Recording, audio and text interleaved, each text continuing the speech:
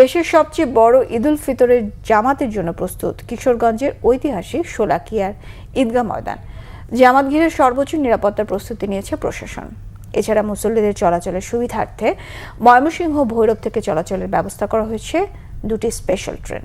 কিশোরগঞ্জ প্রতিনিধি একে নাসিম খানের তথ্যছবিতে ডেস্ক রিপোর্ট।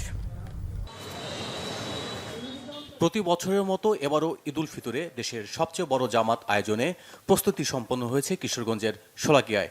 সৌন্দর্য বর্ধনের পাশাপাশি মুসল্লিদের সুষ্ঠুভাবে নামাজ আদায়ের লক্ষ্যে মাঠের কাতারে দাগ কাটা, রং করা, ধোয়া মোছা সহ নানা সংস্কারমূলক কাজ শেষ হয়েছে। বিশ্বের নানা প্রান্ত থেকে ঐতিহাসিক এই মাঠে নামাজ আদায় করতে আসছেন বিদেশি অনেক মুসল্লি। हमारी पाकिस्तान से तबलीगी जमात का वास्ता है। तबलीगी जमात में हम आपके देश में आए हैं। अल्हम्दुलिल्लाह यहाँ सुख शांति है और माशाल्लाह मेहमानदारी है, औरतों में हया है, पर्दा है और ख़ासकर गवर्नमेंट की तरफ से हमें बहुत इज्जत मिली। এই ঐতিহ্যবাহী এই শোলাকিয়া মাঠে উপস্থিত হয়েছি প্রতি বছরের ন্যায় এবারও ঈদুল ফিতর উপলক্ষে সার্বিক নিরাপত্তা নিশ্চিত করতে গোয়েন্দা নজরদারি বৃদ্ধি করা হয়েছে র্যাবের পক্ষ থেকে।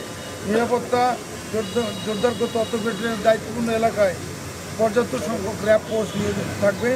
নাশকতাকারী, ছিনতাইকারী, চাঁদাবাজ, পকেটমার, টিকিট কালোবাজারি, অজ্ঞান ও মলম পার্টি সদস্য সহ অন্য অপরাধীদের বিরুদ্ধে প্রয়োজনীয় আইনানুগ ব্যবস্থা গ্রহণ করা হচ্ছে।